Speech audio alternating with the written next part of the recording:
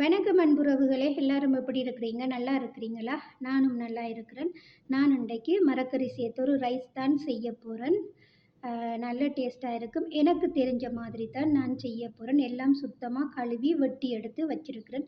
வாங்க நான் இப்போ எப்படி செய்கிறேன்ன்றது பார்ப்போம். கடாயில் நான் நெய் சேர்த்துருக்கிறேன். நெய் 1.5 கரண்டி நான் சேர்த்துருக்கேன். அதில் கருவேப்பிலை, கிராம்பு, ஏலக்காய் சேர்த்துருக்கிறேன். அதுக்கு பிறகு இஞ்சி பூண்டு, அது லேசாக பொரியக்குள்ளே இஞ்சி பூண்டு நான் சேர்க்குறேன். எனக்கு தெரிஞ்ச மாதிரி தான் குட்டி குட்டி சமையல் செய்து நான் போடுறேன். பார்த்து சப்போர்ட் பண்ணுற அனைத்து உறவுகளுக்கும் ரொம்ப நன்றி. அதுக்கு பிறகு ஒரு வெங்காயம், ஒரு பெரிய வெங்காயம் எடுத்து சின்னதாக கட் பண்ணி அதையும் சேர்க்குறேன். அதுவும் லேசாக பொரிஞ்சு வந்த பிறகு வெட்டி வச்சுருக்க வெஜிடபிள்ஸ் எல்லாத்தையும் நாங்கள் அந்த வெங்காயத்தோடு சேர்ப்போம். உருளைக்கிழங்கு, பீன்ஸ், கேரட், கேப்சிகம், பட்டாணி கடலை இதெல்லாம் ஒன்று சேர்த்துட்டு கொஞ்சம் உப்பும் சேர்த்து லேசாக நாங்கள் அவிய விடுவோம். பிள்ளைகள் மரக்கறி சாப்பிடாமல் இருந்தாங்கன்னு சொன்னால் இப்படி நாங்கள் சோற்றோடு சேர்த்து செஞ்சு கொடுக்கும்போது அதில் சத்தாக இருக்கும், இது சாப்பிடுவாங்க. அது கொஞ்சம் நல்லா வதங்கிட்டுது. வதங்கின பிறகு ஆக்க வதங்கணும் மட்டும் தேவையில்லை, அரைப்பதம் வெந்தினாலே போதும். அதுக்கு பிறகு நான் சரக்குத்தூள் சேர்க்குறேன்.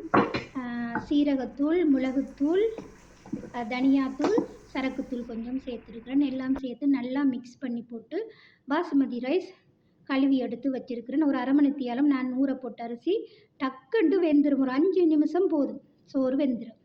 இப்போ நான் அரிசியையும் போட்டுட்டு சுடு தண்ணி, கொதித்த தண்ணி ஒரு சின்ன கிளாஸில் ஒரு கிளாஸ் தண்ணி விட்டு அடுப்பை குறைச்சி நான் வைக்க போகிறேன். அப்போ தான் சோறு நல்லா வெந்து பூ மாதிரி வரும், குழையாது. பாருங்கள், தண்ணியை ஊற்றி வைப்போம்.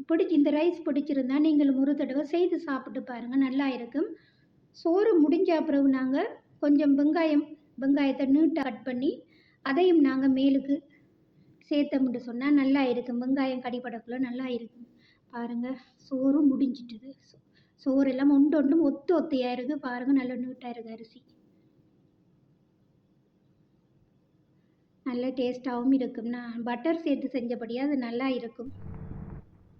பாருங்கள் எப்படி இருக்குன்னு சொல்லி. இதில் நான் கொஞ்சம் வெங்காயம், பொரிச்ச வெங்காயமும் சேர்க்குறேன். முட்டை அவிச்சு எடுத்துருக்கிறேன். கத்தரிக்காய் சம்பல் போட்டு வச்சுருக்கிறேன். இதோடு சாப்பிடும்போது அந்த மாதிரி இருக்கும். பிடிச்சா லைக் பண்ணி, கமெண்ட் பண்ணி, சப்ஸ்கிரைப் பண்ணி சப்போர்ட் பண்ணுங்க உறவுகளே. மீண்டும் இன்னொரு காணொலியோடு